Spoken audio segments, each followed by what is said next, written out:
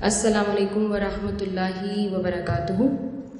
آپ سب کو الحمدللہ ہماری چوتھی نشست میں خوش آمدید۔ الحمدللہ ہم نے 3 پورشنز جو ہیں وہ اپنے اس پروگرام کے کور کر لیے ہیں، اور آج اللہ تعالیٰ کا بہت احسان ہے کہ ہم اپنے 4تھ پورشن میں آ گئے ہیں، جو ہے سورہ بقرہ کا تعارف، اور انشاءاللہ تعالیٰ ہم اس کا پہلا رکوع جو ہے اس کا ترجمہ، مختصر تفسیر جو ہے اس کی ہم ڈسکس کریں گے انشاءاللہ تعالیٰ۔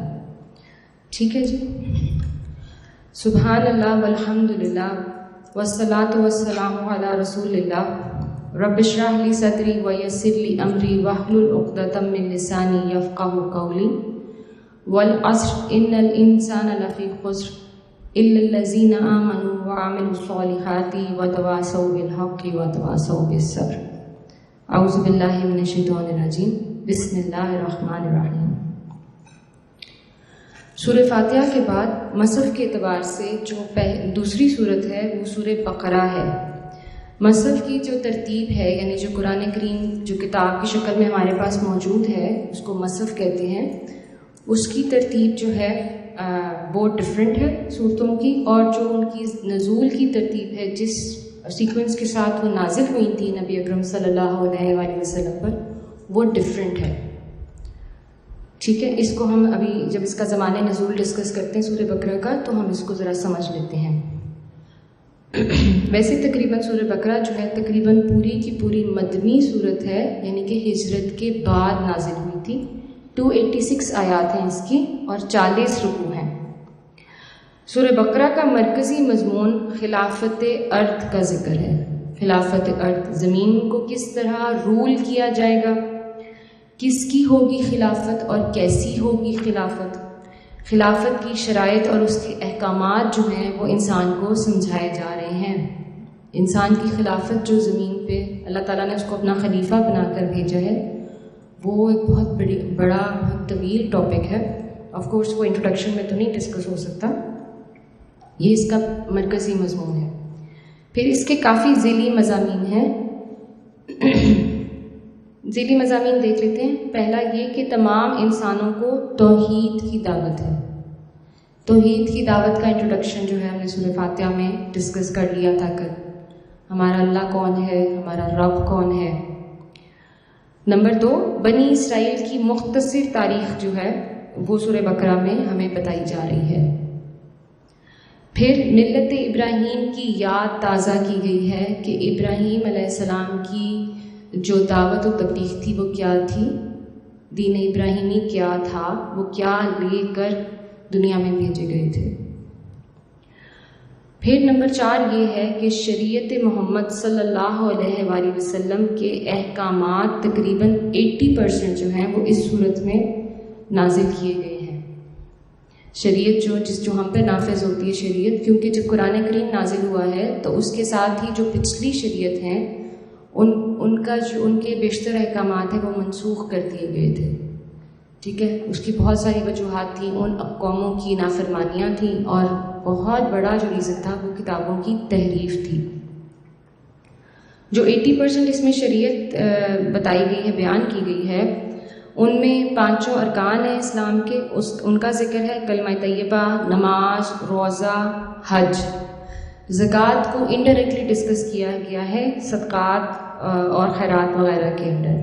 ٹھیک ہے، پھر اس میں معاشرتی احکامات بھی ہیں، جیسے نکاح کے جو مسائل ہیں، نکاح کے بارے میں جو احکامات ہیں، وہ گواہی لین دین جو ہمارے انسانوں کا روزمرہ کا معمول ہے اس کو ڈسکس کیا گیا ہے، اور رضاعت جو مائیں بچوں کو دودھ پلاتی اور پلواتی ہیں، اور اس سے جو رشتوں کی حرمت ڈیولپ ہوتی ہے، وہ بڑا ٹیکنیکل ٹاپک ہے، وہ بھی بڑی ڈیٹیل سے اس میں ڈسکس ہے۔ اس کے بعد اکنامکس کو بھی بیان کیا گیا ہے۔ اکنامکس جس کی ہماری روزمرہ ضرورت ہے، جس پہ دنیا کا کاروبار چل رہا ہے، اس میں وراثت کے قانون جو مسائل ہیں ان کی طرف تھوڑا سا اشارہ ہے۔ پھر وصیت کو ڈسکس کیا گیا ہے، قرض کے لین دین کو ڈسکس کیا گیا ہے، اور سود کے بارے میں احکامات ہیں۔ اس کے بعد اس میں جہاد، قتال فی سبیل اللہ کو ڈسکس کیا گیا ہے، اور اللہ سبحانہ تعالیٰ کی حدود، ان کے احکامات اور ان پر سزائیں، یہ بھی اس کے ذیلی مضامین میں شامل ہے۔ سورہ بقرہ کا زمانِ نزول مدینہ آ کر نازل ہوئی ہے اور ہجرت کے فوراً بعد سے اس کا سلسلہ شروع ہو گیا تھا اور پھر چلتا رہا ہے، لیکن اس کا بہت بڑا حصہ جو ہے وہ سن 2 ہجری میں نازل ہوا ہے۔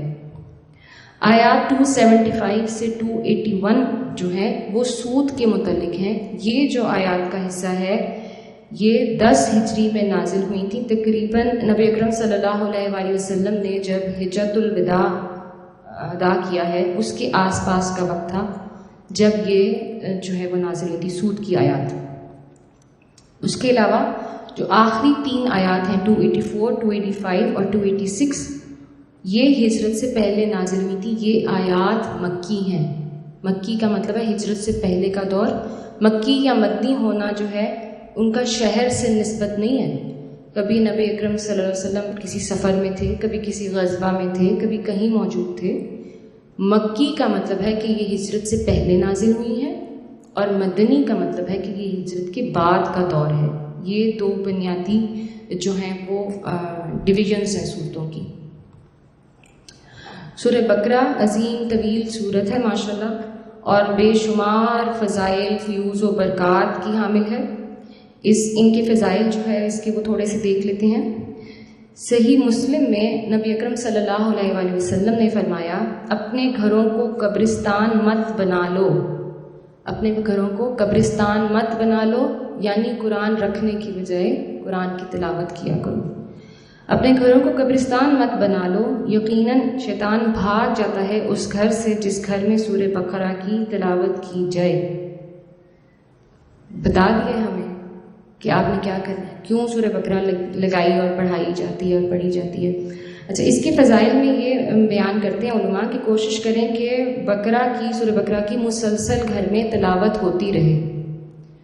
2 یا 3 آیات بھی اگر پڑھی جائیں تو آپ اپنی نارمل تلاوت جو ہے قرآن کریم کی اس کو جاری و ساری رکھیں، اور سائیڈ بائی سائیڈ 2 یا 3 آیات سورہ بقرہ کی وہ تھوڑی تھوڑی کر کے تلاوت کرتی رہیں تاکہ اس کی تلاوت کا حق ادا ہوتا رہے۔ اور اس کے علاوہ اگر اس کو اب ہمارے لیے آسانی ہو گئی ہے، سورہ بقرہ کی جو ہے وہ ریکارڈنگز اویلیبل ہوتی ہیں، اس کو ہر وقت گھر کے کسی نہ کسی حصے میں لگا رہنا چاہیے، تو اس کی برکتیں بے شمار جو ہیں، جتنی بیان کی جائیں اتنی کم ہے۔ اللہ سبحانہ تعالیٰ جو ہے وہ ہم پر کرم کرے۔ پھر صحیح مسلم میں ایک اور حدیث ہے جس کا مفہوم ہے، سورہ بقرہ پڑھا کرو، اس کو پکڑ کر رکھنا برکت کا سبب ہے، اور اس کا چھوڑ دینا حسرت کا سبب ہے، اور باطل اس پر غالب نہیں آ سکتا۔ یہاں باطل سے مراد جادو ہے، یہاں باطل سے مراد جادو ہے۔ ہم نے پہلے بھی یہ بات ڈسکس کی تھی کہ بہت سی آیات کی تفسیر جو ہے نبی اکرم صلی اللہ علیہ وآلہ وسلم نے خود اپنی احادیث میں بیان کرنی ہے، اس لیے ہمارے لیے ان دونوں کو پکڑ کر رکھنا بے انتہا ضروری ہے۔ تو آپ صلی اللہ علیہ وآلہ وسلم فرما رہے ہیں اور بتا رہے ہیں شیطان سے بچنا ہے تو یہ کرو، اس کو لگاؤ، اس کو پڑھو، اور جادو سے بچنا ہے تو اس کو پڑھو اور اس کو سنو، اس کی تلاوت کرو۔ نبی اکرم صلی اللہ علیہ وآلہ وسلم نے سورہ بقرہ اور سورہ آل عمران کو ایک جوڑی کا نام دیا ہے۔ ایک اور جوڑی جو بڑی عام بیان ہے جس سے ہم واقف ہیں وہ معوذتین ہے، انشاءاللہ تعالیٰ ہم اپنے آخری ٹاپک میں ڈسکس کریں گے، کیونکہ بہت زیادہ پڑھی جاتی ہیں آخری 2 کل سورہ فلق اور سورہ ناس، ان کا تو ہمیں علم ہے، لیکن اس جوڑی کا بہت کم لوگوں کو علم ہوتا ہے۔ سورہ آل عمران اور سورہ بقرہ کو نبی اکرم صلی اللہ علیہ وآلہ وسلم نے 2 چمکتی ہوئی صورتیں یعنی الزہراوین فرمایا ہے، الزہراوین۔ اسی ضمن میں آپ صلی اللہ علیہ وآلہ وسلم نے فرمایا 2 چمکتی ہوئی صورتوں کو پڑھتے رہا کرو، سورہ بقرہ اور سورہ آل عمران کو، یہ دونوں کام آئیں گی قیامت کے دن، جیسے یہ 2 بادل کے ٹکڑے ہوں، جیسے 2 سائے آ رہے ہوں، جیسے کہ پرندوں کی قطاریں ہیں، اور اپنے پڑھنے والوں کی طرف سے شفاعت کے لیے جھگڑا کریں گی۔ سبحان اللہ، جتنے اللہ سبحانہ تعالیٰ نے ہمارے لیے فضائل رکھ دی ہیں نا، ایک ایک قدم پر، ایک ایک عمل میں جتنے بیان کیے جائیں اتنے ہی کم ہیں، تو کس کو نہیں شوق ہے شفاعت کا؟ کس کو نہیں شوق ہے شفاعت کا؟ کون نہیں چاہتا ہے کہ اس پہ رحم اور کرم کیا جائے؟ عالم برزخ میں، قبر میں، روز محشر، کس کو نہیں ضرورت ہے؟ قرآن کریم کی طویل ترین آیات یعنی آیت الکرسی، آیت بر، آیت دین اور آخری 2 آیات جو ہیں وہ اسی صورت میں پائی جاتی ہیں۔ یہ عظیم ترین آیات ہیں قرآن کریم کی۔ آیت الکرسی ہم انشاءاللہ تعالیٰ ڈسکس کریں گے کل۔ آیت دین اور آیت بر بھی تقریباً ایک رکوع کے برابر آیات ہیں، یہ بھی اسی صورت میں پائی جاتی ہیں۔ تو یہ اس اعتبار سے قرآن کریم کی طویل ترین صورت ہے، طویل ترین الفاظ جو ہیں وہ اس صورت میں پائے جاتے ہیں۔ اب ہم صورت کا اسلوب یا انداز دیکھ لیتے ہیں۔ آپ کو پتہ ہے ہم نے یہ ڈسکس کیا تھا کہ قرآن کا جو مضمون ہے وہ انسان ہے، ہم سے بات ہو رہی ہے، ہمیں سمجھایا جا رہا ہے، کہیں پر مومنون کو خطاب کیا گیا ہے، کہیں پر نبی اکرم صلی اللہ علیہ وآلہ وسلم سے کہا گیا ہے کہ آپ کہہ دیجئے، لیکن جو مضمون ہے اس کا وہ ہم ہیں۔ تو اس صورت کا اسلوب یا انداز جو ہے وہ ڈانٹ ڈپٹ کا طریقہ کار نہیں اختیار کیا گیا، یہ تربیت والی صورت ہے، یہ تربیت والی صورت ہے، دھمکایا نہیں گیا، ڈرایا نہیں گیا، کیونکہ شریعت نازل ہو رہی ہے، مدینے میں موجود ہیں مسلمان، جو ان کا مکے کا ٹائم تھا، جو ان کا مکے کا وقت تھا، جہاں پر ان پہ سختیاں تھیں، جہاں پر دین اتنی آسانی سے پھیلایا نہیں جا سکتا تھا، جہاں پہ ان کی حاکمیت نہیں تھی، وہاں کی صورتوں کا جو اسلوب ہے وہ کچھ اور قسم کا ہے، کیونکہ اس میں زیادہ تر خطاب جو ہے مشرکین مکہ سے ہے۔ اس صورت میں تربیت ہے، ہماری انسان کی تربیت شروع ہو گئی تھی، مسلمانوں کی، صحابہ اکرام کی، اور کافی بڑا گروہ جو ہے وہ اکٹھا ہو گیا تھا مدینہ میں، ماشاءاللہ بہت لوگ ایمان لے آئے تھے۔ ٹھیک ہے جی، تقریباً صورت میں 11 مرتبہ اللہ تعالیٰ فرماتے ہیں یا ایھا الذین آمنو، اے لوگوں جو ایمان لائے ہو۔ تو اس سے ہمیں گریوٹی کا اندازہ ہو جاتا ہے سچویشن کا کہ ایمان والوں کی تربیت ہو رہی ہے۔ اس کے علاوہ اس میں دل کا ذکر بار بار آتا ہے، دل کی کیفیات کا ذکر ہے، دل کا نرم ہونا یا دل کا سخت ہونا یا دل کے مرض کا یا دل پر مہر لگ جانا۔ تو انسان کے دل کو جو ہے وہ دماغ کے طور پہ ٹریٹ کیا گیا ہے، اور اب سائنسدان یہ بتاتے ہیں کہ دل کا شاید اپنا ایک نروس سسٹم بھی ہے، دل کا ایک مائکرو نروس سسٹم بھی ہے۔ تو دل کو پاک کرنا، دل کو اطمینان پہنچانا، دل سے سوچنا، دل سے سمجھنا، یہ جو چیز ہے نا، یہ ہمیں، یہ سائنس تو ہمیں آج بتا رہی ہے، اللہ سبحانہ تعالیٰ 1450 سال پہلے ہم سے بات کر رہے ہیں اس بارے میں۔ اس لیے دل کو کنیکٹ کیا گیا ہے، بار بار دل کو جگایا گیا ہے۔ ٹھیک ہو گیا؟ یہاں تک تو ہم نے سورہ بقرہ کا تعارف دیکھ لیا ہے۔ اب الحمدللہ ہم جو ہیں اس کے پہلے رکوع کی طرف آتے ہیں۔ پہلے رکوع جو ہے سورت کا انٹروڈکشن بھی ہے، اور 2 قسم کے انسانوں کا جو ہے وہ ان کو بھی مخاطب کیا گیا، یا سمجھ لیں کہ ان کا آپ کو بتایا گیا ہے کہ یہ 2 لوگ موجود ہیں دنیا میں اس وقت، اور جو تیسری قسم ہے انسانوں کی وہ پھر سیکنڈ رکوع میں شروع ہو جاتی ہے، وہ ہم اس سیشن میں نہیں ڈسکس کر پائیں گے۔ اچھا ہے تھوڑا تشنگی رہے، تھوڑا علم حاصل کرنے کی ہمیں بھی تھوڑی چاہت رہے کہ یہ بھی ہم نے پڑھنا ہے۔ ہم یہ شروع کرتے ہیں، پہلا رکوع آیت نمبر 1 ہے، الف لام میم۔ الف لام میم 3 حروف ہیں، ایک آیت ہے۔ ان کو الگ الگ پڑھنے والے حروف کو ہم حروف مقطعات کہتے ہیں، جس کا مطلب ہے قطع کرنا یا کاٹ کر پڑھنا۔ قرآن کریم میں تقریباً 6 صورتیں ہیں جو ان حروف مقطعات سے شروع ہوتی ہیں، الف لام میم۔ اب یہ جو حروف مقطعات ہے، اس کے اوپر ایک بہت بڑھیا جو ہے تفصیل اور بیان، اس کے اوپر اب یہاں تو نہیں بیان ہو سکتا، لیکن یہ کہ بہت ساری صورتیں ہیں، اور بہت ساری صورتیں جوڑیوں میں ہیں، اور بہت ساری صورتوں میں مقطعات جو ہیں وہ 2 آیات ہیں، اور بہت ساری جو ہیں ان کے بعد صورت کا مضمون بیان ہو جاتا ہے۔ تو جو ٹاپک ہوتا ہے فواتح السور اور خواتین السور، یعنی کہ صورت کا شروع اور اینڈ جو ہے وہ ایک الگ جو ہے وہ علم ہے قرآن کا۔ بہت سارے علوم القرآن ہے، جیسے تجوید ہے، جیسے تلاوت ہے، جیسے تفسیر ہے، اس طرح یہ بھی ایک علم ہے قرآن کا، پراپر علم ہے کہ صورتیں کس وجہ سے کیوں ایسے شروع کی گئیں اور کیوں ایسے ختم کی گئی۔ تو یہ جو ہے بیسکلی اس میں کور ہوتا ہے حروف مقطعات میں۔ اس کی تفسیر ہم یہاں نہیں بیان کریں، لیکن کیونکہ مختصر تفسیر کر رہے ہیں تو ہم یہ دیکھ لیتے ہیں کہ موٹے موٹے کیا سبق ہیں جو حروف مقطعات پڑھنے سے ہم پر کھلتے ہیں۔ الف لام میم ہم نے پڑھا، ٹھیک ہے۔ ایک بات تو یہ ہے کہ الف لام میم عربی زبان کے 3 حروف ہیں اور بہت حروف ہیں عربی زبان کے، لیکن انہی حروف کو استعمال کرتے ہوئے کبھی بھی اہل عرب یا اہل عجم جو ہیں کوئی صورت، کوئی جملہ کچھ نہیں بنا کر دکھا سکے باوجود قرآن کے چیلنج کے، اور اللہ سبحانہ تعالیٰ نے وہی حروف عربی زبان کے استعمال کیے اور یہ جو ہے نسخہ یہ بنا دیا۔ کتنے چیلنجز نبی اکرم صلی اللہ علیہ وآلہ وسلم اور قرآن نے ان کو پیش کیے، ان کے عظیم شاعر اور ان کے رائٹرز ایک جملہ نہیں بنا سکے اس کے مقابلے کا، تو اللہ نے کہا کہ میں نے بھی وہی حروف استعمال کیے جو تمہاری زبان کے حروف ہیں۔ پھر دوسرا ہمیں سبق یہ حاصل ہوتا ہے کہ الف لام میم سے سورہ فیل بھی شروع ہوتی ہے، الف لام میم سے، لیکن وہاں پہ یہ لفظ علم کر کے پڑھا جاتا ہے، الف زبر لام زبر اور میم پہ جزم، علم تری کیف۔ تو کہاں پر الف لام میم الگ الگ پڑھنا ہے اور کہاں پر علم ہم نے اکٹھا پڑھنا ہے، یہ ہمیں نبی اکرم صلی اللہ علیہ وآلہ وسلم نے خود پڑھ کر سمجھایا، حالانکہ وہ امی تھے، وہ ریڈ نہیں کر سکتے تھے، وہ پڑھ نہیں سکتے تھے۔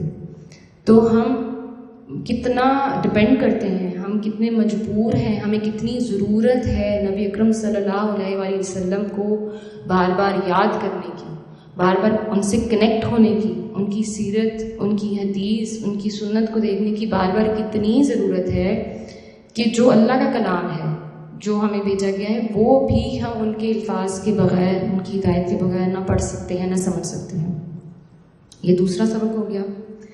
تیسرا سبق جو ہمیں یہاں پر آتا ہے کہ ان حروف کا مطلب و معنی کسی کو معلوم نہیں ہے، اور انسانی عقل کو یہاں پر حد سے باندھ دیا گیا، اس پر حد ڈال دی گئی کہ اے انسان، تم اپنی عقل کو جتنا مرضی اونچا لے جاؤ، تم جتنے مرضی مرحلے سر کر لو سائنس کے اور کرشموں کے اور جانے کیا کیا تم علوم حاصل کر لو دنیا کے، لیکن تمہاری عقل جو ہے وہ رب کے تابع ہے۔ تم یہ قرآن کے 3 حرف نہیں سمجھ سکتے اپنی عقل سے، تو تم اور کسی چیز کو کیا سمجھو گے؟ تم اپنے آپ کو کیا سمجھتے ہو؟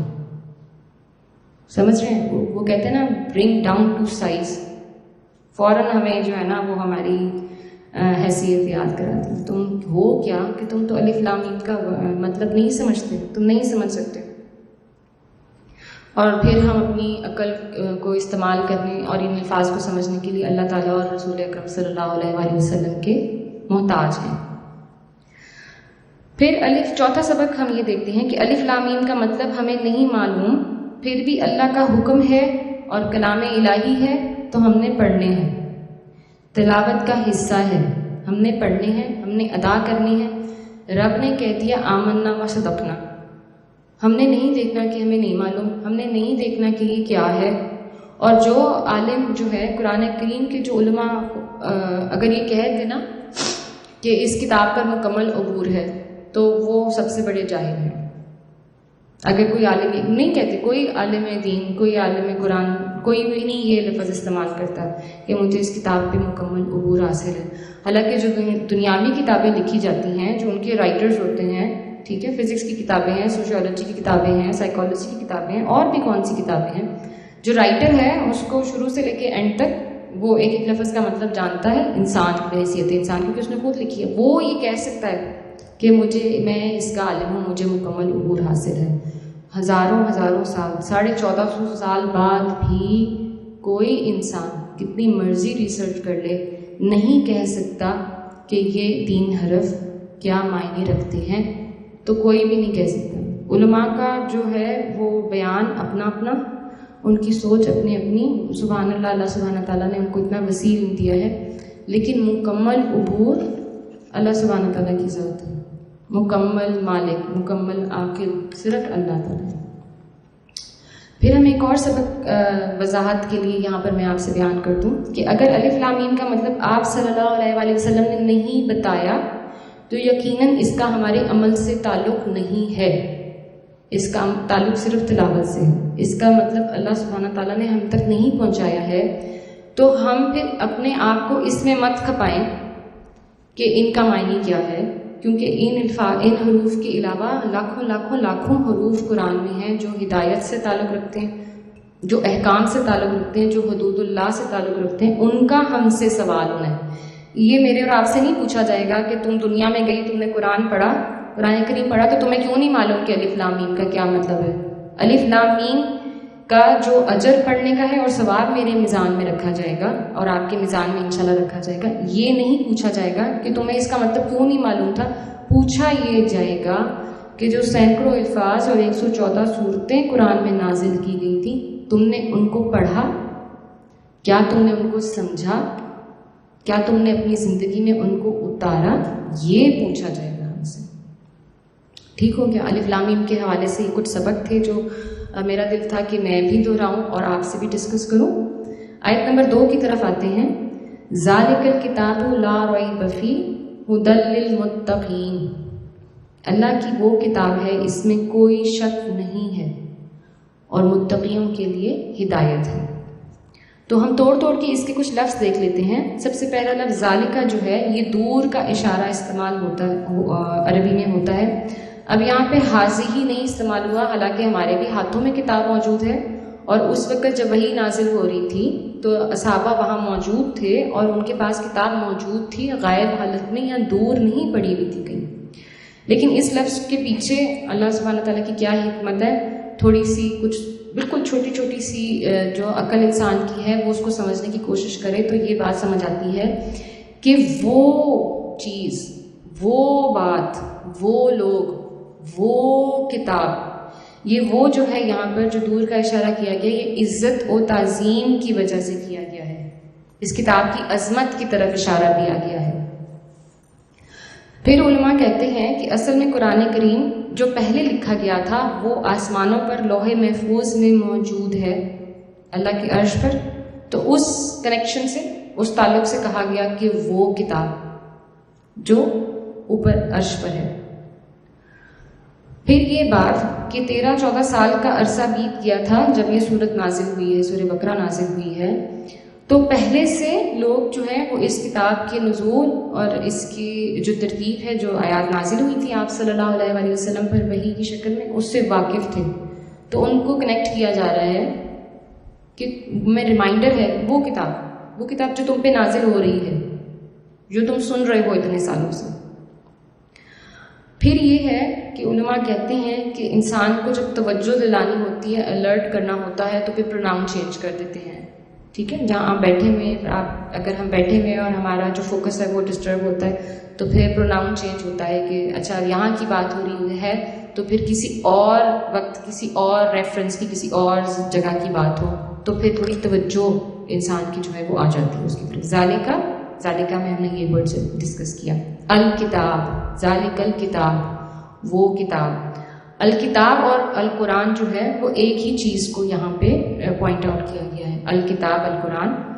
یہ لکھی ہوئی دراصل جو ہے سب سے پہلے اللہ سبحانہ تعالیٰ نے عرش پر لوح محفوظ میں ایک دفعہ پوری مکمل کتاب کی شکل میں لکھی، اس کے بعد یہ نازل ہوئی 23 سالوں میں کلام کی صورت میں، وحی کی صورت میں، نبی اکرم صلی اللہ علیہ وآلہ وسلم کے سینہ مبارک میں، جبرائیل علیہ السلام کے تھرو۔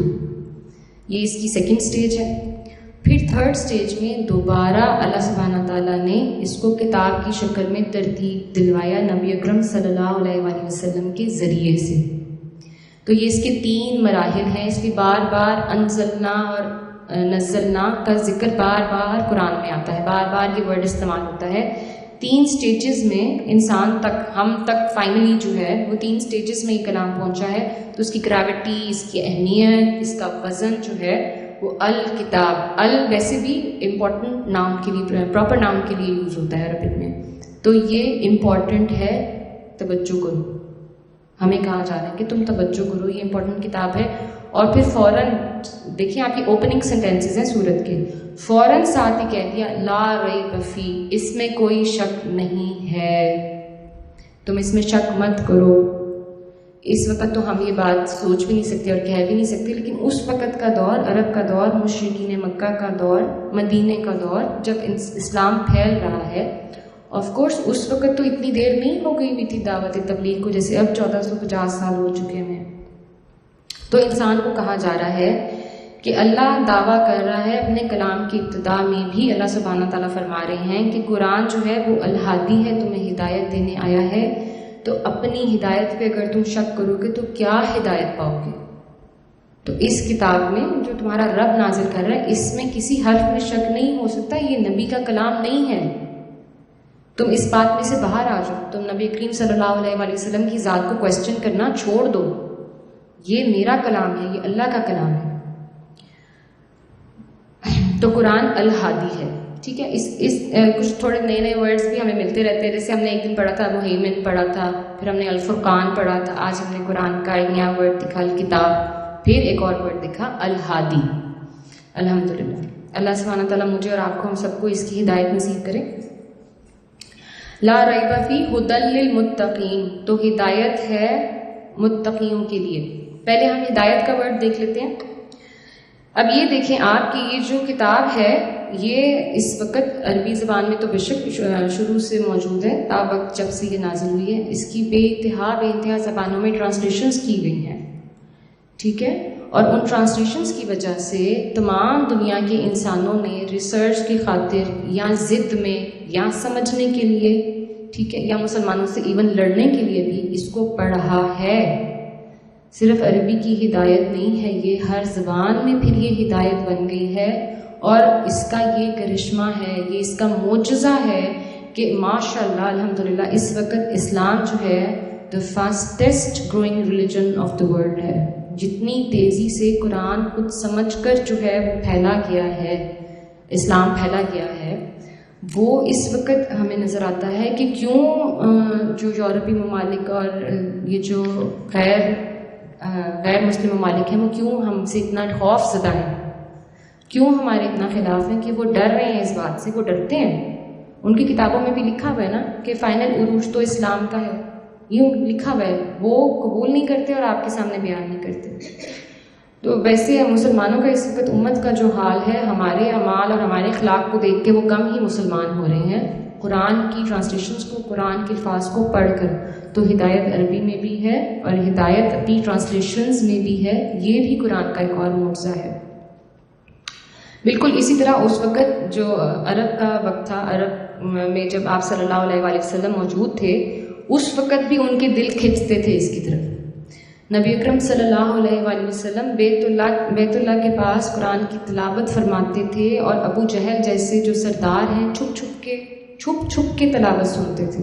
اہل زبان تھی نا، چھپ کے تلاوت سنتے تھے، صرف اپنی ضد اور اپنے تکبر کی وجہ سے.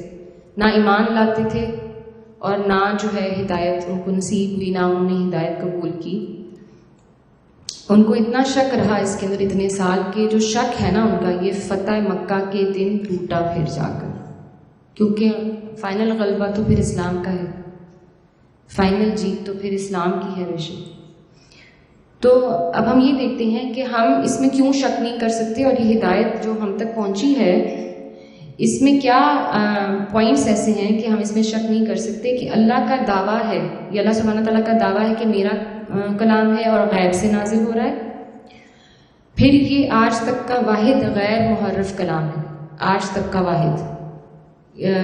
جو میرا خیال ہے فرانس میں ایک بہت بڑی لائبریری ہے، اللہ تعالیٰ کمی بیشی معاف فرمائے، I am not sure about France, but مجھے یاد پڑتا ہے کہ فرانس میں ایک بہت بڑی لائبریری ہے جہاں پہ بہت زیادہ کئی سینکڑوں مصحف جو ہیں وہ قرآن کے اکٹھے کیے گئے، قرآن کریم کے مختلف ٹائم پیریڈ سے، مختلف اسکرپچرس رائٹنگ پیٹرن میں. ٹھیک ہے، اور انہوں نے سالوں سال لگا دیے، سالوں سال. اتنی محنت اگر وہ اسلام کو قبول کرنے میں لگتی تو شاید ان کے لیے آسان ہوتا.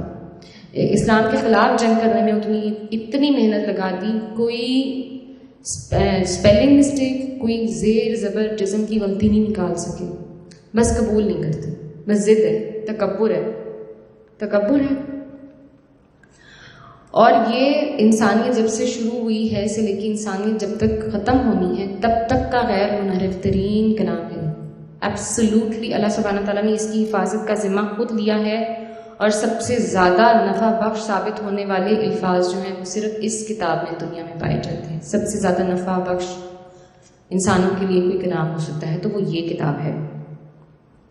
یہ اس کا ایک بہت بڑا معجزہ بھی ہے. 23 ایئرز میں کلام کا نازل ہونا، عرش سے اترنا، آپ صلی اللہ علیہ وسلم کے سینے میں آنا، امید ہے آپ صلی اللہ علیہ وسلم صحابہ سے اس کا لکھوانا، اس کو مرتب کرنا، پھر ہم تک وہ پہنچنا آفٹر 1450 ایئرز. کمپیوٹر میں بھی کوئی ہارڈ ڈسک ہوتی تو 1450 ایئرز میں وہ بھی کرپٹ ہو چکی ہوئی ہوتی، وہ بھی ہم تک ثابت سلامت نہ پہنچتی. تو اس لیے یہ ہدایت ہے بغیر شک کے. اس لیے اچھا جی، اب اگلا لفظ جو ہے للمتقین، تو ہدایت متقیوں کے لیے ہے. تو متقی کون ہے؟ وہ ہم نے سورہ فاتحہ کا جب اوریجن دیکھا ہے، جب ہم نے سورہ فاتحہ کا فلسفہ ڈسکس کیا تھا کہ انسان جو ہے فطرت سلیم پر پیدا ہوتا ہے، اور پیدا وہ توحید پر ہوتا ہے، پھر وہ اپنے آبائی دین اپنا لیتا ہے، یا آبائی دین اپنا لیتا ہے، یا پھر جنگل میں جہاں رہتا ہے پھر وہ اس طرح رہتا ہے. ٹھیک ہے، جب تک وہ اپنے ارد گرد دیکھتا نہیں ہے. یہ ہم نے کل ڈسکس کیا تھا. تو متقی وہ ہے جو اللہ کو مانتا ہے اور اللہ کی مانتا ہے اور پھر اللہ سے مانگتا ہے. یہ ایزی اردو میں ہم اس کو اگر ہم مشکل ٹرمینالوجی نہ یوز کریں تو بڑی آسانی ہو جاتی ہے. جتنے ڈیفیکلٹ ورڈز ہوتے ہیں اتنا دل میں اترنا بات کا تھوڑا مشکل ہو جاتا ہے. تو اب تقویٰ کیا ہے؟ تقویٰ ایک جذبہ طلب ہے انسان کا. ایک جذبہ طلب ہے، میں نے اللہ کے لیے کرنا ہے، میں اللہ کو راضی کر رہا ہوں، کر رہی ہوں، میں اللہ سے مانگ رہی ہوں، میں اللہ کو ڈھونڈ رہی ہوں. اس کی ڈفرینٹ کیفیت ہو سکتی ہے. ٹھیک ہے، آپ جب گھر کے کام کر رہے ہیں تو بھی آپ تقوی کی حالت میں ہیں، جیسے ہم نے کل اب ڈسکس کیا تھا. ٹھیک ہے، all the time, every minute of your life what you doing is for Allah سبحانہ تعالیٰ. اللہ کے لیے کر رہے ہیں، اللہ کی مان رہے ہیں، اس کے کہنے پہ چل. اس نے کہا ہے شوہر کی خدمت کرو تو میں شوہر کی خدمت کر رہی ہوں. اس نے کہا ہے بچوں کی تربیت پرورش کرو تو میں کر رہی ہوں. یہ میرے اوپر احسان ہے کہ اللہ نے میری ڈیوٹی لگائی ہے. اس نے کہا ہے میری کتاب پڑھو تو میں کتاب پڑھ رہی ہوں اور سن رہی ہوں اور یہاں بیٹھی ہوئی ہوں. یہ بھی تقویٰ ہے انشاءاللہ تعالیٰ. ابن عباس رضی اللہ تعالیٰ عنہ فرماتے ہیں جس کو یہ چیز پسند ہے کہ وہ سب سے زیادہ باعزت ہو جائے انسانوں میں تو اللہ کا تقویٰ اختیار کرے. تو انسان عزت حاصل کر رہا ہے تو بھی اس کو تقویٰ مل رہا ہے. اور علی رضی اللہ تعالیٰ عنہ فرماتے ہیں کہ تقویٰ یہ ہے کہ انسان گناہوں پر اصرار کرنا چھوڑ دے، گناہوں پر جم نہ جائے اور نیکیوں میں تاخیر نہ کرے. بڑا سمپل بنا دیا انہوں نے اس تقوی کو. اتنا سمپل بنا دیا ہے کہ یہ عام زبان میں سمجھ آنے والی بات ہے. خدا نہ خواستہ کوئی گناہ، کوئی غلط بات ہو گئی ہے، توبہ کر لیں فوراً اللہ کے سامنے پیش ہو جائیں.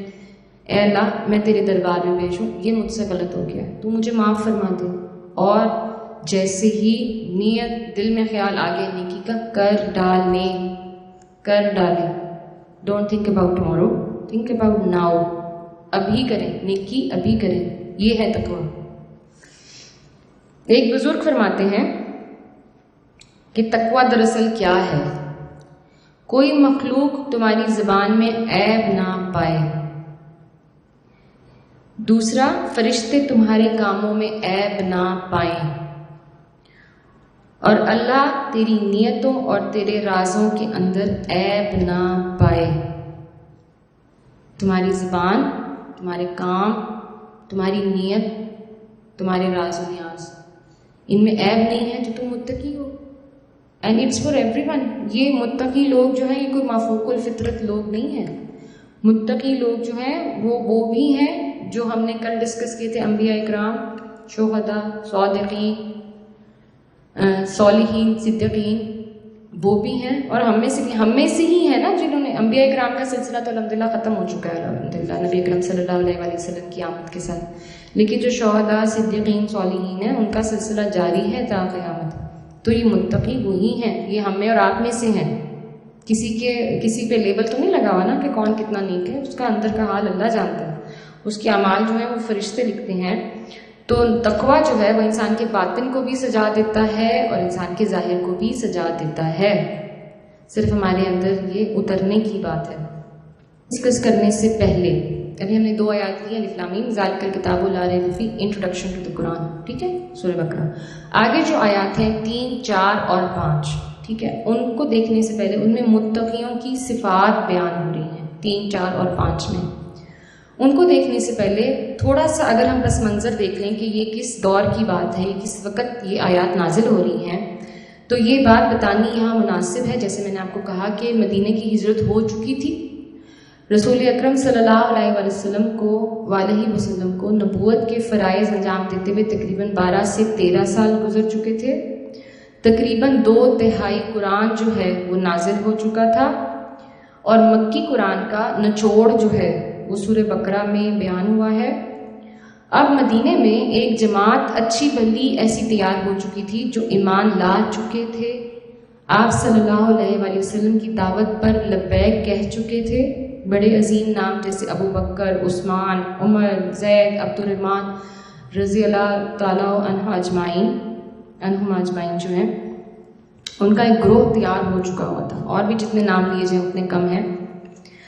تو یہ وہ گروہ ہے جو حق کو مان کر، جان کر، پہچان کر جو ہے وہ اس کے اوپر چل رہا تھا۔ اب ایک اور گروہ ہے اس وقت میں موجود، جو اس حق کو مان اور جان اور پہچان کر اپنی ضد اور تکبر کی وجہ سے کفر پر اڑا ہوا تھا، ٹھیک ہے، کفر پر اڑا ہوا تھا۔ اب مدینے میں آ کر یہ جو دوسرا گروہ ہے، یہ زیادہ تر مکہ میں رہ گئے تھے، آف کورس جو انہوں نے ہجرت نہیں کی، آف کورس جو مشرکین ہیں، آف کورس جن کے ساتھ پھر جنگیں ہوئی ہیں۔ لیکن مدینے میں ایک عجیب سچویشن پیدا ہوئی تھی کہ تیسرا گروہ بھی ایک ڈیولپ ہو گیا تھا، ایک تیسرا گروہ پیدا ہو رہا تھا مدینے میں آ کر، جو کہتے تھے کہ ہم دائی ہیں لیکن حقیقت میں نہیں مانتے تھے، اور جو سیکنڈ رکوع ہے سورہ بقرہ کا وہ انہی کی جو صفات ہیں اور ان کے جو شر ہیں اس کے اوپر مبنی ہے۔ علماء کہتے ہیں کہ یہ جو 3 گروہ ہیں اس طرح کے، یہ دنیا میں ہر وقت موجود ہیں اور موجود رہیں گے۔ جب انقلابی دعوت اٹھتی ہے، جب بھی، تو اس نے ان نظام کو بدلنا ہوتا ہے، ٹھیک ہے، معاشرے سے خرافات نکالنے ہوتے ہیں۔ جب لوگوں کے نظام میں، جن لوگوں کے اس نظام میں تحفظات ہوتے ہیں، جن کے ویسٹڈ انٹرسٹ ہوتے ہیں، جن کے اپنے فوائد ہوتے ہیں، اس نظام کو جو بدلنے لگتا ہے تو وہ پھر اس کا دفاع کرنا چاہتے ہیں۔ They want to protect, they want to keep on doing what they have been doing, جیسے کہ ہماری رسمیں، جیسے کہ ہمارے رسوم و رواج، جو مغل بادشاہوں نے اسلام کو نقصان پہنچایا ہے، دین کو، ہمارے دین کی پیورٹی کو کم ہی جو ہے وہ ہوا ہے، کیونکہ ہم اپنے حصے خطۂ زمین کی بات کر رہے ہیں۔ باقی جو ایریاز آف دا ورلڈ ہیں جہاں پہ خلافت ٹوٹی ہے، ان سب کی مختلف وجوہات ہیں، لیکن مغل بادشاہوں کا یہاں پر آ کے ہندوؤں کے ساتھ مل جل کر رہنے کا جو کانسیپٹ تھا، اس کی وجہ سے سب سے زیادہ اس وقت ہمارے ایریے میں، بر صغیر میں، اسلام کو، اس کے احکامات کو نقصان پہنچا ہے سب سے زیادہ۔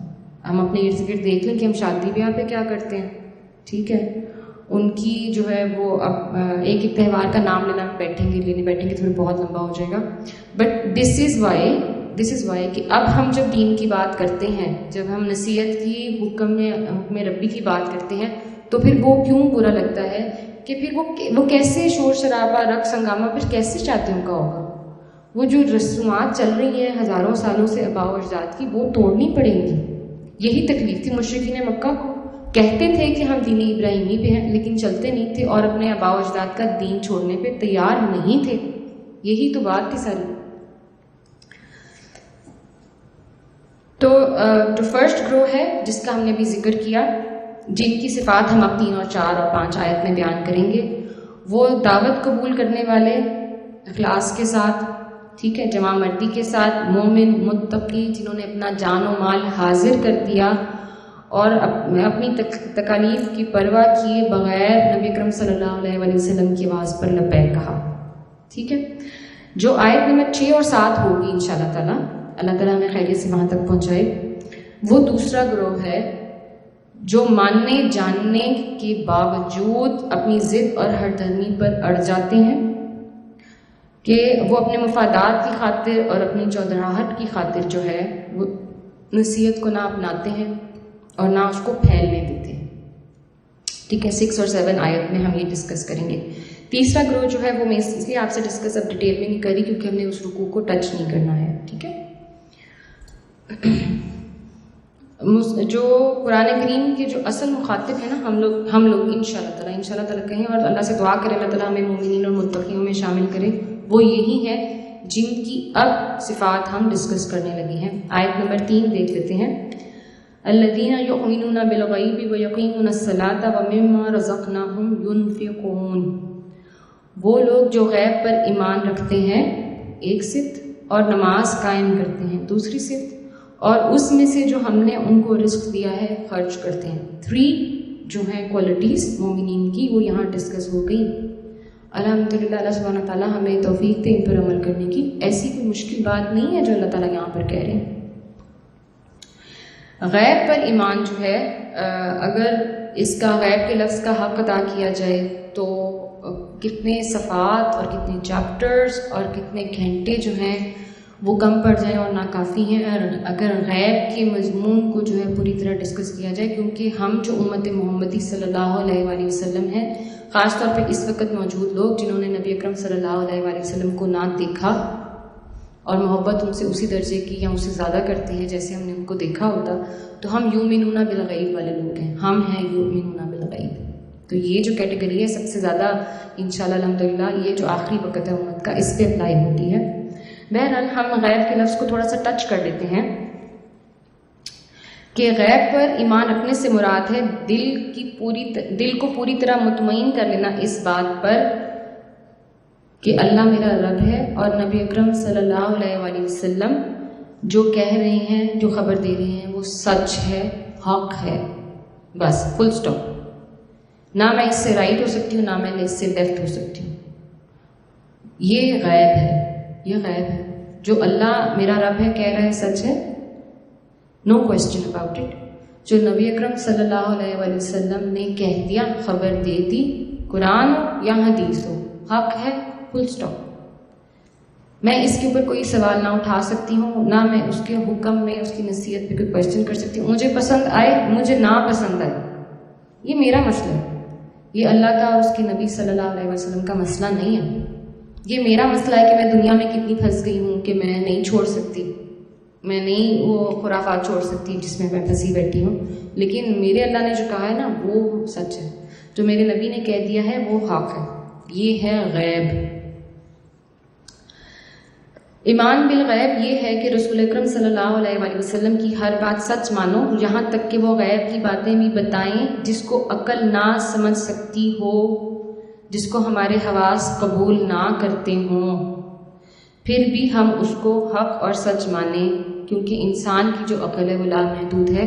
اس بات کی سب سے بڑی مثال جو ہے ہمیں معراج شریف کا واقعہ ملتا ہے. کیسے 7 آسمانوں کے دروازے کھلے, کیسے نبی اکرم صلی اللہ علیہ وآلہ وسلم کو جبریل امین لے کے گئے بیت المقدس تک راتوں رات, کیسے وہ سدرۃ المنتہا تک گئے, اور پھر کیسے ملاقات ہوئی, وہ عظیم ملاقات جو میرے نبی صلی اللہ علیہ وآلہ وسلم اور میرے رب کی تھی. ہماری عقل, ہماری سمجھ, ہماری فہم, ہمارے حواس سب سے بالا تر ہے, لیکن ہم ایمان رکھتے ہیں. وہی بات میرے نبی نے کہا ہے تو ہے, بالکل ہے, کہا ہے اس نے.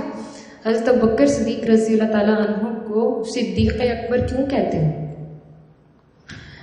آپ صلی اللہ علیہ وآلہ وسلم جب معراج سے واپس تشریف لائے تو پہلی ملاقات ان کی حضرت ابوبکر صدیق سے نہیں ہوئی تھی.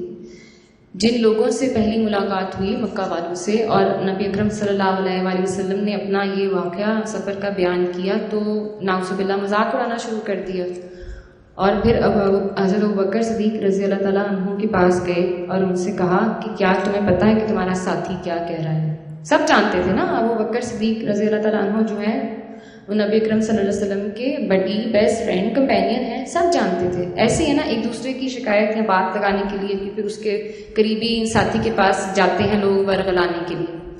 تو حضرت ابوبکر صدیق رضی اللہ تعالیٰ عنہ نے کہا اچھا, تو وہ بڑے خوش ہوئے مشرکین کہ اچھا اس کے دل میں اب شک پیدا ہو گیا ہے. تو آگے فوراً ہی ابوبکر صدیق فرماتے ہیں کہ محمد صلی اللہ علیہ وسلم کہہ رہے ہیں تو سچ ہے. وہیں پر ان کے ارمان ٹوٹ گئے اسی وقت, شیٹرڈ. اینڈ دے سیڈ کہ نہیں, ان کو نہیں ہلایا جا سکتا. پتہ تھا ان کو, سب کو پتہ تھا کہ حق ہے, سچ ہے, لیکن بس ضد کی وجہ سے نہیں مانتے تھے. یہاں پر حضرت ابوبکر صدیق رضی اللہ تعالیٰ عنہ کو خطاب ملتا ہے صدیق اکبر کا. ٹھیک ہے, یہ ہے ایمان بالغیب. تو دعا کریں اللہ سبحانہ تعالیٰ ہمیں بھی یہ والا ایمان نصیب کرے, آنکھیں بند کر کے ہم کہیں کہ ہاں جی اللہ نے کہا ہے, بالکل میں نے یہ کرنا ہے, مجھے پسند ہے نہیں پسند ہے, میں نے کرنا ہے, میں نے اپنی اولاد سے کروانا ہے, یہ میرے نبی کی سنت ہے, مجھے پسند ہے نہیں پسند ہے, میں نے یہ کرنا ہے, اپنی اولاد سے کروانا ہے انشاءاللہ تعالیٰ. بار بار کہنے سے جو ہے نا تھوڑا سا تجدید ایمان بھی ہو جاتا ہے, اور تھوڑے جذبات یا نیت اگر کمزور پڑنی شروع ہوتی ہے تو فٹافٹ جو ہے وہ اس کے اندر ایک نیوٹریشن بڑھ جاتی ہے, اس کے اندر ایڈیشن ہو جاتی ہے, تھوڑی سی جذبات جو ہے نا وہ ابھر جاتے ہیں. اس لیے ہم بار بار جب بھی کوئی اس طرح کی بات پڑھیں تو فوراً دعا کیا کریں اللہ سے کہ یا اللہ میرے لیے بھی, یا اللہ میرے لیے بھی. جو اگلی صفت ہے متقیوں کی وہ ہے نماز قائم کرنا اس آیت میں. ٹھیک ہے, اس میں نماز قائم کرنے میں اس وقت یہاں اس مقام پہ نماز کی تمام کیٹیگریز یعنی کہ فرائض, سنت, نوافل سب کیٹیگریز اس میں شامل ہو جاتی ہیں.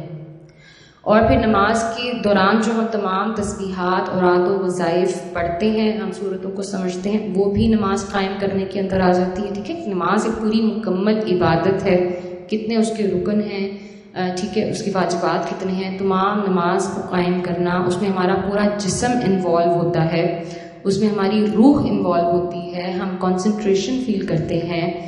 ٹھیک ہے, ہم اپنے جسم کو پاک کرنے کے لیے وضو کرتے ہیں, ہم اپنے سطر کو مکمل کرتے ہیں, ہم نیت کرتے ہیں زبان سے اور دل سے, ہم اس جگہ کو پاک صاف کرتے ہیں جہاں ہم نے نماز پڑھنی ہے, ہم قبلے کا جو ہے وہ ڈائریکشن اس کا تعین کرتے ہیں. ٹھیک ہے, ایک پورا پروسیس ہے نماز پڑھنا. صرف جائے نماز پہ کھڑے ہو کے اللہ اکبر کہنے سے تو نہیں ہماری نماز کا وہ کنڈیشن ہماری پوری ہوتی نا. جو نماز قائم کرنے کا مطلب ہے کہ you start from the time کہ جب نماز کا وقت داخل ہو گیا ہے سے لے کے جب آپ نے وضو کیا, اپنے کپڑے پاک کیے, اگر سفر میں ہے تو قبلے کی ڈائریکشن. ٹھیک ہے, انسان مسلمان اس کے لیے اہتمام کر رہا ہے. یہ ہے متقی کی صفت. اللہ سبحانہ تعالیٰ ہمیں اس پہ پورا اترنے کی توفیق عطا فرمائے. اللہ سبحانہ تعالیٰ ہمیں اپنے گھر والوں کو مسجدوں میں باجماعت نماز پڑھنے کے لیے بھیجنے کے لیے توفیق عطا فرمائے. ٹھیک ہے, نبی کریم صلی اللہ علیہ وسلم کی حدیث ہے جس کا مفہوم ہے کمی بیشی اللہ تعالیٰ معاف کرے کہ جو بغیر عذر کے باجماعت مسجد میں نماز ادا نہیں کرتا اس کی نماز نہیں ہے. اتنی زیادہ اس وقت اصحابہ اکرام اور نبی اکرم صلی اللہ علیہ وسلم اس کو ویٹ اور امپورٹنس دیتے تھے باجماعت نماز کو, کہ جب کچھ لوگ کچھ دن نہیں مسجد میں آتے تھے اور بغیر عذر کے گھروں میں نماز پڑھتے تھے تو جا جا کے اصحابہ اکرام جو ہے وہ ان کے گھروں کے دروازے کھٹکھٹاتے تھے, فکر سے پریشانی سے کھٹکھٹاتے تھے کہ کیا ماجرا ہو گیا, خدا نہ خواستہ کوئی ایسی علالت, کوئی ایسا مرض طاری ہو گیا کہ یہ جو ہے مسجد میں نظر نہیں آ رہے 500 نمازوں کے لیے. اور ہم نے اس کو کتنا ہلکا لے لیا, بہت ہم نے ہلکا لے لیا ہوئے نماز قائم کرنے کو. متقیوں کی دوسری صفت. ٹھیک ہو گیا. اور جب ہم نماز قائم کرتے ہیں نا اس اہتمام کے ساتھ اور کھڑے ہوتے ہیں اپنے اللہ کے سامنے, تو یہ جو کھڑے ہونا ہے نا یہ ہمیں پھر متقی کو یاد دلاتا ہے روز محشر کے کھڑے ہونے کی. اور وہ پھر اپنے رب سے کہتے ہیں کہ اللہ میں یہاں تیرے سامنے کھڑا ہوں, میرا وہاں کھڑا ہونا مشکل نہ کرنا. یا اللہ میں یہاں تیرے کہنے پہ عمل کر رہا ہوں, یا اللہ میں یہاں تیرے احکام پورے کر رہا ہوں, یا اللہ میں یہاں تیری عبادت کر رہا ہوں, میرا روز محشر کھڑے ہونا مشکل نہ کرنا, میں نہیں برداشت کر سکتا. ٹھیک ہو گیا. اچھا جی, الصلاۃ کا جو لفظ ہے جگہ جگہ نماز کا لفظ جو ہے نا اردو کا لفظ ہے آف کورس, تو عربی میں الصلاۃ ہی یوز ہوگا پورے قرآن کریم میں. الصلاۃ کے جو لغوی معنی ہے اس میں آگ تاپنے کا مطلب یہ شامل ہے, کیونکہ ہم نماز قائم کرنے کو ڈسکس کر رہے ہیں نا, تو الصلاۃ میں آگ تاپنے کو بھی جو ہے اس کا لغوی معنی ہے. اور جب آگ تاپی جاتی ہے تو چیزوں کو خالص کر دیا جاتا ہے, جو اس کے اندر کھوٹ ہے وہ نکال دی جاتی ہے. تو متقی اور مومن کے دل اور دماغ سے جتنی دفعہ وہ نماز ٹچ کرتا ہے, 5 دفعہ وہ دن میں کھڑا ہوتا ہے اپنے اللہ کے سامنے, ان نمازوں کے دوران جتنے ہم سے گناہ جتنے ہمارے سے بدعمالیاں، جتنی ہم سے کوتاہیاں غلطیاں ہوئی ہوتی ہیں، انشاءاللہ تعالیٰ اگلی نماز میں وہ دھل جاتی ہیں، صاف ہو جاتی ہیں، پاک ہو جاتی ہیں. اتنی دفعہ اللہ اپنے دربار میں بلاتا ہے کہ you clean your self, sanitize your self. Sanitize کا ورڈ اب بہت استعمال ہوتا ہے نا، اب ہمیں سمجھ آئے گی سینیٹائز کیا. اپنی روح کو سینیٹائز کرو، ٹھیک ہے، آگ تاپنے کا. تو یہ جو الفاظ ہیں قرآن کریم کے ہلکے نہیں ہیں. ایک لفظ کے کئی معنی، اور ایک معنی کا ہم حق ادا نہیں کر سکتے، ہم سمجھ نہیں سکتے مکمل طور پہ، لیکن اللہ ہمیں سمجھنے کی توفیق دے. تیسری صفت جو ہے، اور جو رزق ہم نے دیا ان کو، متقیوں کو، اس میں سے خرچ کرتے ہیں.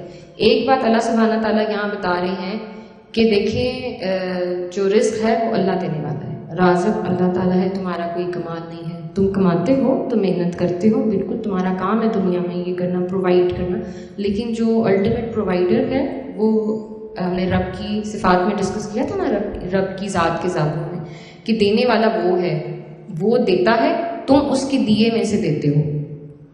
ٹھیک ہے، اب اس کا مطلب ہے کہ متقی بخیل نہیں ہوتا، ٹھیک ہے، میانہ روی کا توازن کا شکار ہوتا ہے.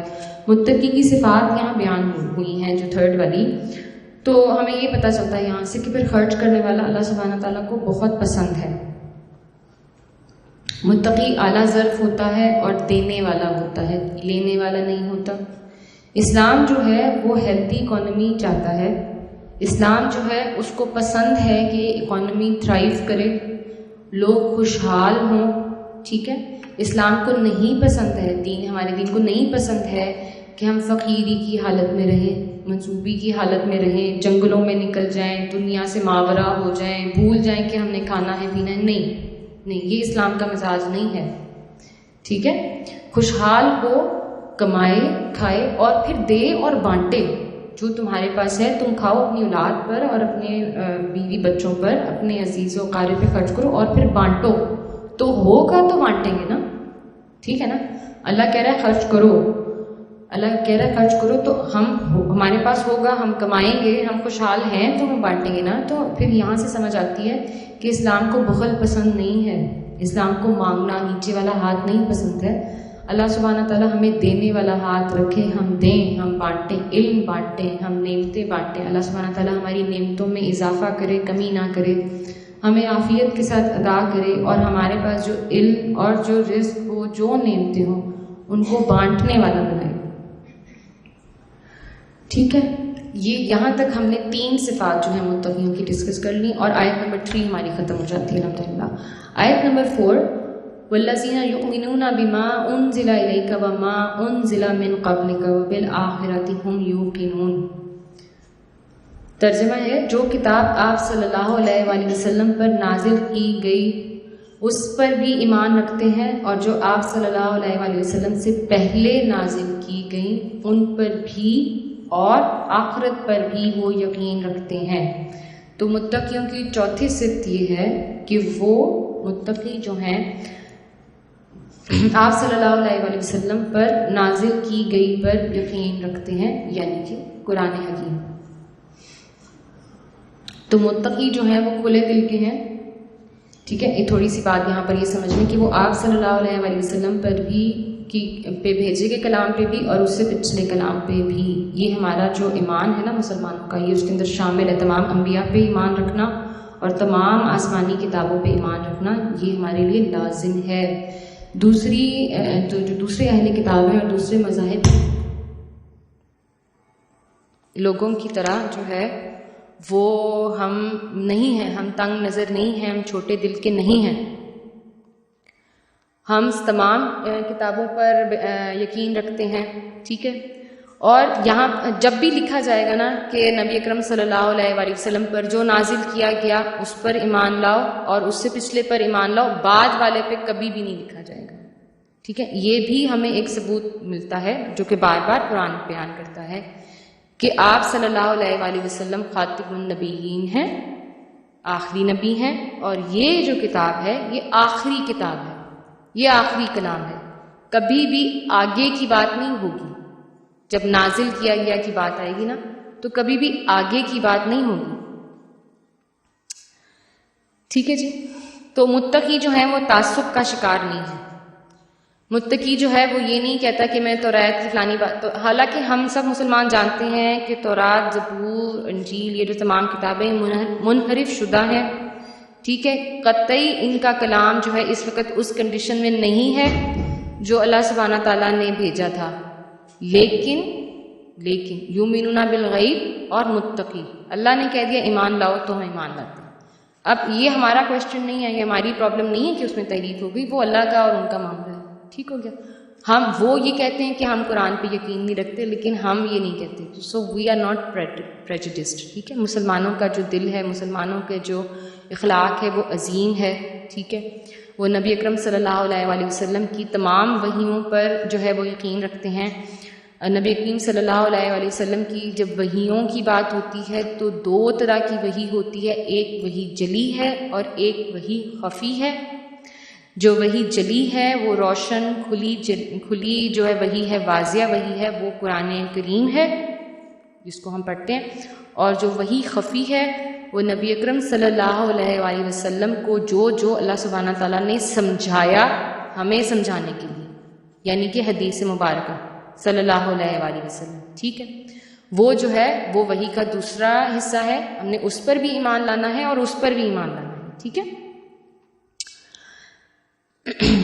اچھا جی، ہم یہ بھی ایمان رکھتے ہیں کہ جس شخصیت کی زبان سے اللہ سبحانہ تعالیٰ کے بھیجے ہوئے الفاظ نکلے ہیں، اس شخصیت کی زبان سے جو بھی باقی الفاظ نکلے ہیں وہ بھی حق ہیں، سچ ہیں، اور ہم اس پر بغیر کسی تعصب کے، بغیر کسی کویسچن کے بلیو کرتے ہیں، کیونکہ نماز قائم کرنے کا حکم تو قرآن دے رہا ہے، وضو کیسے کرنا ہے یہ قرآن ہمیں نہیں سکھا رہا، نماز میں رکوع اور سجود کیسے کرنے ہیں، تسبیحات کون سی پڑھنی ہے، کھڑے ہو کے قیام کیسے کرنا ہے، یہ ہمیں قرآن نہیں سکھا رہا۔ آرڈر جو ہے نا، آرڈر پاس کر دیے قرآن میں اللہ سبحانہ تعالیٰ نے، اب اس کو امپلیمنٹ کیسے کرنا ہے وہ سمجھنے کے لیے ہمیں ضرورت ہے نبی اکرم صلی اللہ علیہ وآلہ وسلم کی حدیث پہ۔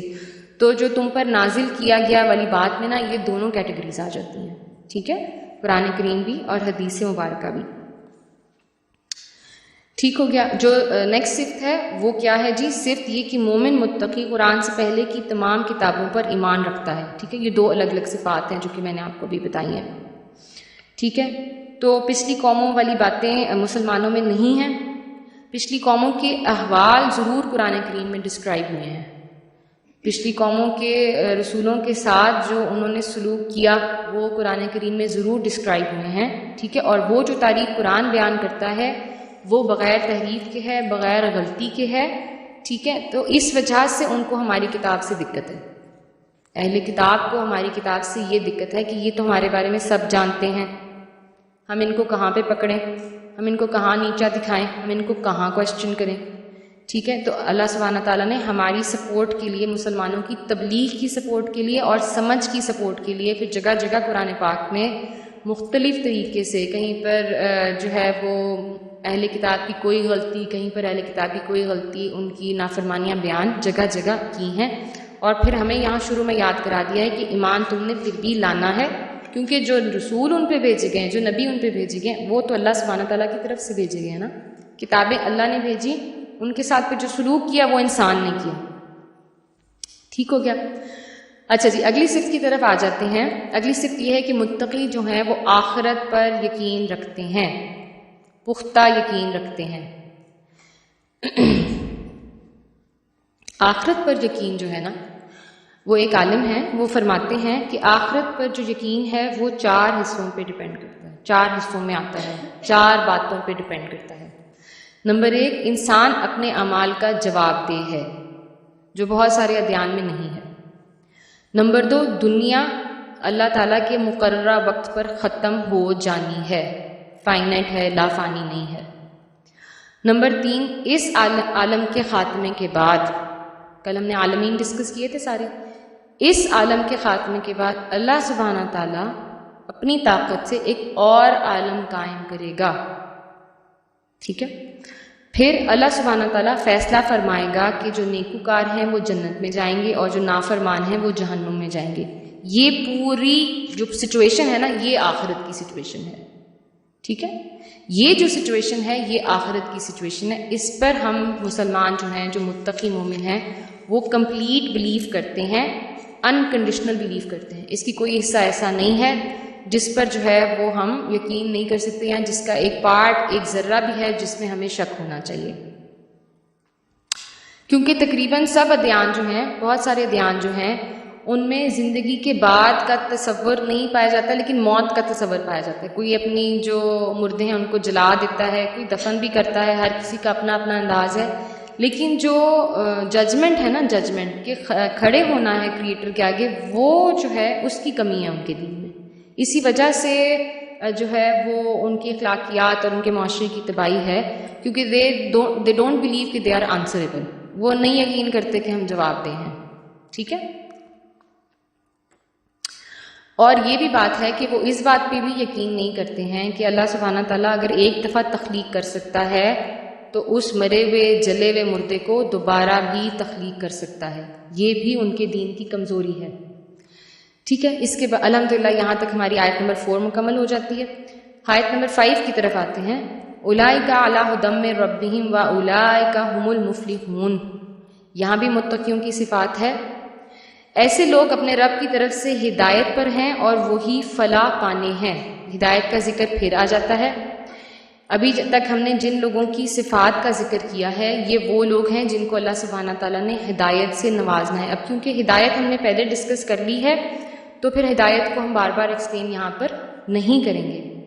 نبی اکرم صلی اللہ علیہ وآلہ وسلم کی حدیث مبارکہ ہے، اہل جنت اپنے سے اونچے درجے کے جنتیوں کو ایسے دیکھیں گے جیسے تم چمکدار تارے کو دیکھتے ہو افق پر. ٹھیک ہے جی. لوگوں نے آپ صلی اللہ علیہ وآلہ وسلم سے پوچھا کہ کیا وہ انبیاء کے درجات ہوں گے جو ان کے علاوہ کوئی نہیں پا سکے گا؟ آپ صلی اللہ علیہ وآلہ وسلم نے فرمایا، نہیں، قسم ہے اس ہستی کی جس کے ہاتھ میں میری جان ہے، وہ انسان ہوں گے جو کہ اللہ پر ایمان لائیں گے اور جنہوں نے رسولوں کی تصدیق کی ہوگی. بخاری شریف کی حدیث ہے. یعنی کہ مجھے اور آپ کو امید دلاتی ہے نبی اکرم صلی اللہ علیہ وآلہ وسلم پہ کہ بس تم نے یہ کرنا ہے، اللہ پر ایمان اور رسول کی تصدیق کرنی ہے تم نے. Don't think it is impossible. یہ جو درجے ہیں جنت الفردوس کی ہم بات کرتے ہیں نا، یہ ہمارے لیے ہی ہے، یہ ہمارے لیے ہی ہے، یہ امپاسبل سچویشن نہیں ہے. متقیوں کی ہم نے صفات ڈسکس کر لی. آگے 6 اور 7 آیت میں پھر ہم نے اب دوسرے گروپ کی بات دیکھنی ہے. وہ دوسرا گروپ جو بالکل ان متقیوں کے 180 ڈگریز جو ہے اپوزٹ سچویشن میں ہے.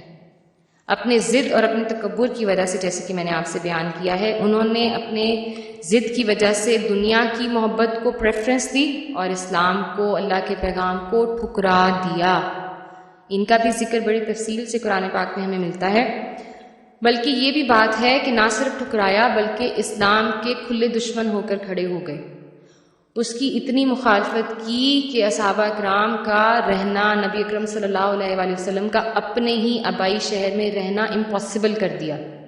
اتنی مخالفت کی، ان کے خلاف کھڑے ہو گئے، اذیتیں پہنچائیں، تکلیفیں پہنچائیں. ٹھیک ہے. کفار مکہ، مشرکین مکہ کی بات ہو رہی ہے. اتنی پہنچائیں کہ نبی اکرم صلی اللہ علیہ وآلہ وسلم کو تڑپتے دل کے ساتھ مکہ مکرمہ چھوڑنا پڑ گیا. آبائی شہر تھا نا ان کا. کتنی تکلیف ہوتی ہے انسان کو اپنی پیدا کی جگہ پہ، اپنے ماں باپ کی، آباء و اجداد کی جگہ پہ. کیونکہ آپ صلی اللہ علیہ وآلہ وسلم کی دل کی خواہش تو یہی تھی کہ یہ سب جو ہیں یہ سدھر جائیں اور میرے اللہ کا گھر یہاں پہ ہے، بیت اللہ شریف یہاں پر ہے، تو یہاں سے پھر دین کی تبلیغ ہو. لیکن اللہ سبحانہ تعالیٰ کو جو منظور تھا. ٹھیک ہے جی. تو اب اسلام کے دشمنوں کی بات شروع ہو رہی ہے آیت نمبر 6 اور آیت نمبر 7 میں. آیت نمبر 6 ہم دیکھ لیتے ہیں. ان الذین کفروا سواء علیہم انذرتہم. میری غلطی پلیز معاف فرمائیے گا تلاوت کی کوئی بھی اگر ہو جاتی ہے. ام لم تنذرہم لا یؤمنون. جن لوگوں نے ان باتوں کو ماننے سے انکار کیا ان کے لیے برابر ہے خواہ آپ ان کو خبردار کریں یا نہ کریں، وہ نہیں مانیں گے. پکے کافر. پکے کافر کے جو انجام ہے نا یہاں پر اس سے خبردار کیا جا رہا ہے. ان کو جو ہے اپنے گناہوں کی وجہ سے اللہ کی پکڑ سے ڈرایا جا رہا ہے اور یہ بتایا جا رہا ہے کہ وہ کفر پر اڑ جانے والے ہیں. ٹھیک ہے. وہ اڑ گئے ہیں، وہ ایمان نہیں لائیں گے، یہ ان کا مکمل انکار ہے. تو جو اللہ سبحانہ تعالیٰ سے پھر گمراہی مانگتا ہے نا، اس کو پھر گمراہی ملتی ہے، ٹھیک ہے. وہ جو اس طرح کے لوگ ہیں وہ الزام تقدیر پر یا اللہ پہ خدا نخواستہ نہیں لگا سکتے کہ اللہ نے گمراہ کر دیا، نعوذ باللہ.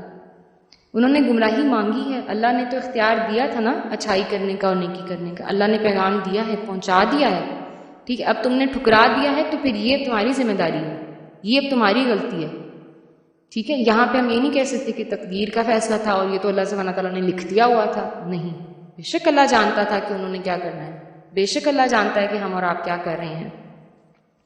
تو یہاں پر اللہ سبحانہ تعالیٰ نے فرما دیا ہے کہ اے نبی صلی اللہ علیہ وآلہ وسلم، آپ ان کو خبردار کریں یا نہ کریں، یہ نہیں مانیں گے. آپ صلی اللہ علیہ وآلہ وسلم تسلی میں آ جائیں، آپ کنٹینٹ ہو جائیں، آپ اپنی محنت جاری رکھیں. ان پر جو ایمان لا رہے ہیں آپ ان پر فوکس کریں، آپ مت اس بات سے پریشان غمزدہ ہوں. کیونکہ ہوتا یہ تھا کہ جب امتیں اپنے نبیوں پر، اپنے رسولوں پر ایمان نہیں لاتی تھی نا، تو پھر معصوم انبیاء جو تھے نا، وہ اللہ سبحانہ تعالیٰ کے آگے اپنے آپ کو قصوروار سمجھتے تھے. کئی 100 سالوں کی عمریں تھیں رسولوں کی اور انبیاء کی.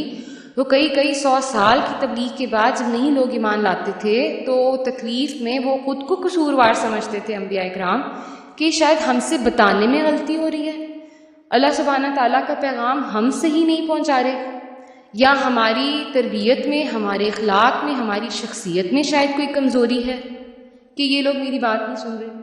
تو نبی اکرم صلی اللہ علیہ وآلہ وسلم، اللہ سبحانہ تعالیٰ کے پیارے حبیب جو ہیں، ان کو اللہ سبحانہ تعالیٰ یہاں پر تسلی دے رہے ہیں.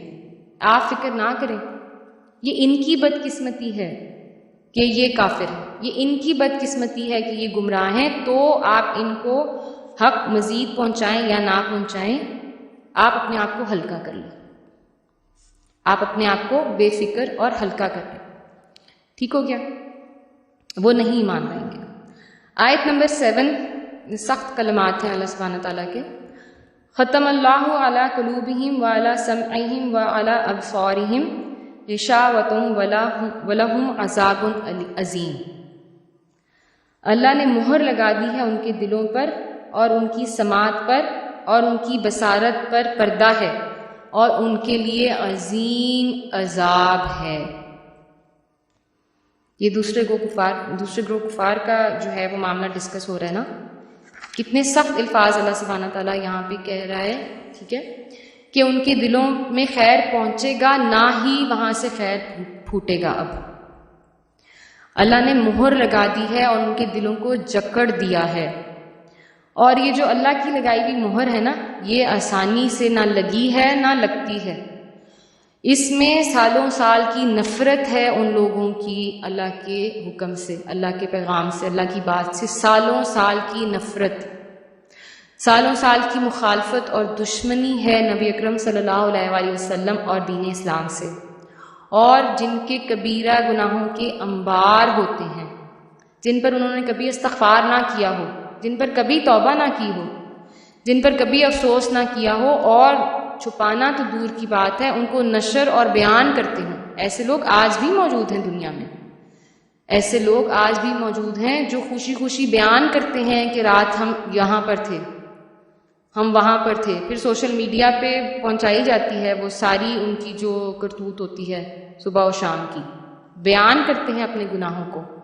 اور نفرت ہے اللہ کے پیغام سے اور اللہ کے حکم سے علل اعلان. پھر اللہ سبحانہ تعالیٰ جو ہے نا، پھر اس کا غصہ اور غضب ہے. ورنہ ہدایت کے جتنے مراحل ہیں، کیا اگر اللہ سبحانہ تعالیٰ یہ کہتے کہ جی یہ ایک کلمہ جو ہے کفر ادا کرے گا اور میں اس کو ختم کر دوں گا، تو پھر فرعون کو مہلت کیوں دی گئی؟ اور اس کے علاوہ بھی بہت ساری مثالیں ملتی ہیں دنیا میں، جگہ جگہ کھلی ہیں مثالیں. کتنے سالوں کی بے ہدایتی کے بعد اللہ سبحانہ تعالیٰ ہدایت نصیب کرتے ہیں، کیونکہ ایسی پوزیشن پہ نہیں انسان پہنچا ہوتا کہ مہر لگ جائے. لیکن جو یہاں اللہ نے بات کر دی ہے، مہر لگا دی، سو دیر فیٹ از سیلڈ، بند ہو گیا ان کا معاملہ. اب اتنی محنت سے انہوں نے کفر کیا ان لوگوں نے کہ پھر اتنی محنت سے اللہ نے پھر مہر لگا دی، بند کر دیا دلوں کو، دل کا راستہ بند کر دیا، دل کی کیفیت بند کر دی. اب no light is going to enter, کوئی روشنی نہیں جائے گی اندر، کچھ نہیں. اب ان کو کوئی مدد نہیں ملے گی اللہ کی. اچھا جی، اس طرح کے جو الفاظ ہیں نا، یہ کسی مکی صورت میں نہیں ملتے اتنے سخت الفاظ، کیونکہ مکہ میں نبی کریم صلی اللہ علیہ وآلہ وسلم اور جو صحابہ کرام ہیں نا، ان کا تبلیغ کا انداز ڈفرینٹ تھا، دھیمے ہاتھ سے کرتے تھے کیونکہ حکومت میں نہیں تھے. ٹھیک ہے، اٹس ڈفرینٹ. جب آپ رولنگ پاور میں ہوتے ہیں نا، نبی کریم صلی اللہ علیہ وآلہ وسلم مدینہ میں پھر حکومت مسلمانوں کی قائم ہو گئی تھی، تو وہاں کے جو الفاظ ہیں وہ ڈفرینٹ ہے قرآن پاک کے. تو اس کے بعد اللہ سبحانہ تعالیٰ کہتے ہیں کہ میں نے ان کے کانوں پر اور ان کی آنکھوں پر پردہ ڈال دیا ہے. تو جب کانوں اور آنکھوں پر پردہ ڈال دیا ہے تو پھر اللہ کی تخلیق، اللہ کی قدرت جو ہے وہ نظر آنی بند ہو جاتی ہے ان لوگوں کو. ٹھیک ہے. اس کے بعد جو آخری الفاظ ہیں آیت کے وہ ہیں وَلَهُمْ عَذَابٌ عَظِيمٌ. کیونکہ انہوں نے عظیم کفر کیا تو پھر سخت سزا کے مستحق ہو گئے، پھر ان کا عذاب بھی جو ان پر پڑے گا وہ عظیم ہوگا. ٹھیک ہے جی. یہاں تک جو ہے وہ ہم نے 2 گروپس ڈسکس کر لیے ہیں. میں نے آپ سے بیان کیا تھا جو اگلا رکوع ہے اس میں پھر ایک اور گروپ اس وقت ایمرج ہوا تھا، اس کی ڈسکشن ہے. یہاں پر یہ صفات متقیوں کی اور کفار کے حالات پڑھنے کی بات ضروری ہے کہ ہم یہ دعا کریں اللہ سبحانہ تعالیٰ سے کہ ہمیں پہلے گروہ میں شامل فرمائیں، ہم پر ہدایت کے رستے، ہدایت کی روشنی ہمیشہ کھلی رکھیں، خواہ ہم سے کوئی غلطی کوتاہی، ہم سے کوئی نافرمانی ہو جائے. اللہ سبحانہ تعالیٰ ہمیں بار بار استغفار کرنے کی توفیق دیں، بار بار ہمیں استغفار کرنے کی توفیق دیں، ہماری زبانیں نہ رکیں یہ کہنے سے کہ اے میرے اللہ مجھے معاف کر دے. جانے انجانے میں ہم کتنے گناہ کرتے ہیں ہم نہیں جانتے، ہم آئیڈینٹیفائی بھی نہیں کر سکتے کہ ہم سے جو غلطیاں ہوتی ہیں ڈیلی ایوری ڈے. اور پھر الحمدللہ ہم رمضان کے آخری عشرے میں بیٹھے ہیں تو پھر اللہ سبحانہ تعالیٰ تو ضرور قبول کرے گا ہماری دعائیں. ٹھیک ہے جی. یہاں تک ہم اس کو تفسیر کو فنش کرتے ہیں. آج کی دعا کی طرف آ جاتے ہیں، آج کے ذکر کی طرف آ جاتے ہیں. پلیز اپنا یہ قیمتی اذکار والا کارڈ نکال لیں. جو آج کی ہماری دعا ہے، ذکر ہے نمبر 4، اس کا ٹائٹل ہے 80 سال کے گناہ معاف. یہ میں آپ کے آگے اس کو پڑھ دیتی ہوں. بسم اللہ الرحمن الرحیم. اللہم صلی علی محمد النبی الامی وعلی آلہ وسلم تسلیما. اللہم صلی علی محمد النبی الامی وعلی آلہ وسلم تسلیما. ترجمہ اس کا اس طرح ہے، اے اللہ رحمت نازل فرما محمد صلی اللہ علیہ وآلہ وسلم پر جو کہ نبی امی ہیں، اور سلامتی بھیج ان کی آل پر. اس کا فائدہ دیکھ لیتے ہیں. حضرت ابو ہریرہ رضی اللہ تعالیٰ عنہ سے روایت ہے کہ نبی اکرم صلی اللہ علیہ وآلہ وسلم نے ارشاد فرمایا، جو شخص جمعے کے روز عصر کی نماز کے بعد اٹھنے سے پہلے 80 مرتبہ یہ درود پاک پڑھے گا تو اس کے 80 سال کے گناہ معاف ہو جائیں گے اور 80 سال کی عبادات کا ثواب ملے گا. حدیث سے یہ جو ہے دعا یہ منقول ہے. تو جمعے کے علاوہ بھی اس کو اپنے معمول میں شامل کریں اور اس کو انشاءاللہ تعالی ہم یاد کرنے کی کوشش کریں. درود اور درود جو ہیں ان کے تو ہم نے فضائل ڈسکس کر لیے ہوئے ہیں، تو اسی طرح ایک اور درود ہے یہ انشاءاللہ تعالی. ٹھیک ہے. اس کے ساتھ ہم آج کی نشست جو ہے اس کو ختم کرتے ہیں اور مجلس سے اٹھنے کی دعا پڑھ لیتے ہیں. سبحانک اللہم وبحمدک نشہد ان لا الہ الا انت نستغفرک ونتوب الیک. سبحان ربک رب العزت عما یصفون وسلام علی المرسلین والحمد للہ رب العالمین. السلام علیکم ورحمۃ اللہ وبرکاتہ.